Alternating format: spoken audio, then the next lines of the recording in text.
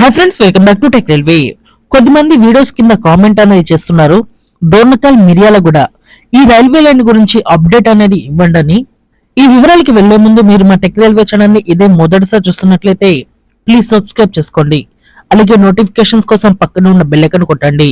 Dornakal Miryalaguda railway line అనేది తెలంగాణలో అతి ముఖ్యమైన రైల్వే లైన్ గా చెప్పుకోవచ్చు. ఈ రైల్వే లైన్ యొక్క పొడవు వచ్చేసి 97 కిలోమీటర్లు ఉంటుంది.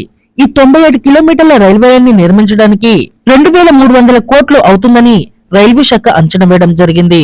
ఈ రైల్వే లైన్ ని నిర్మించడానికి మెయిన్ రీజన్ వచ్చేసి నల్గొండ జిల్లాలో అందుబాటులోకి వస్తున్న యాదాద్రి పవర్ ప్లాంట్ కి బొగ్గుని ఈ కొత్తగూడెం సింగరేణి ప్రాంతం నుంచి ఈ డోర్నకల్ మీదుగా తీసుకొని వెళ్ళడానికి ఈ రైల్వే లైన్ అనేది ఉపయోగపడుతుంది.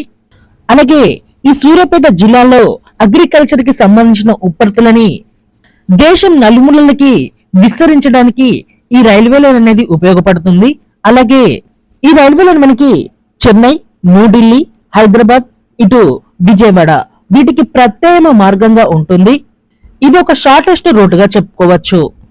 ఒకసారి మనం ఈ రైల్వే లైన్ ని మ్యాప్ లో చూద్దాం ఎలా వెళ్తుందనేది. ఇక్కడ ఈ రెడ్ లైన్ కనిపిస్తుంది కదా, ఇది వచ్చేసి మనకి డోర్నకల్ మిర్యాలగూడ ఈ రైల్వే లైన్ యొక్క మ్యాప్ ఇది.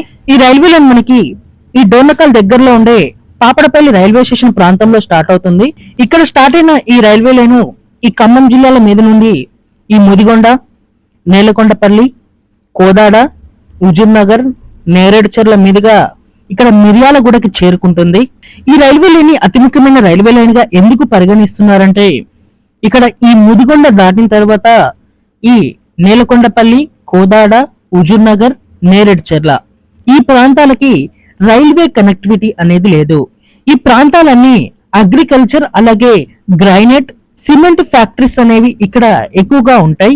ఈ ఉత్పత్తులని దేశం నలుమూలలకి తీసుకొని వెళ్ళడానికి ఈ రైల్వే లైన్ అనేది ఎంతగానో ఉపయోగపడుతుంది. అలాగే ఈ మిర్యాలగూడ నుండి ఇటు Guntur Secunderabad section railway line ఉంటుంది. ఇటు డోర్నకల్ నుండి సికింద్రాబాద్ విజయవాడ సెక్షన్ డోర్నకల్ ఉంటుంది.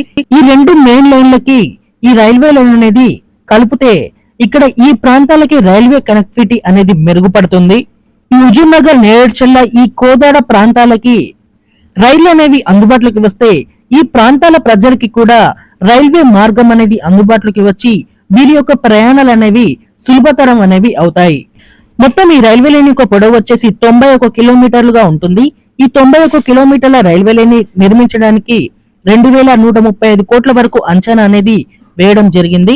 మొన్న రైల్వే శాఖ మంత్రి గారు ఈ రైల్వే లైన్ గురించి మాట్లాడుతూ ఈ రైల్వే లైన్ కి సంబంధించిన సర్వేలు అనేవి కొనసాగుతున్నాయని, ప్రస్తుతం ఈ ప్రాజెక్ట్ కి సంబంధించిన డిపిఆర్ అనేది కొనసాగుతుందని రైల్వే శాఖ మంత్రి గారు తెలియజేశారు.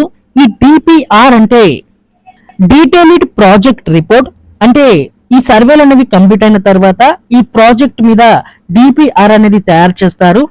ఈ డిపిఆర్ అనంతరం ఇక్కడ పనులు అనేవి స్టార్ట్ అవుతాయి.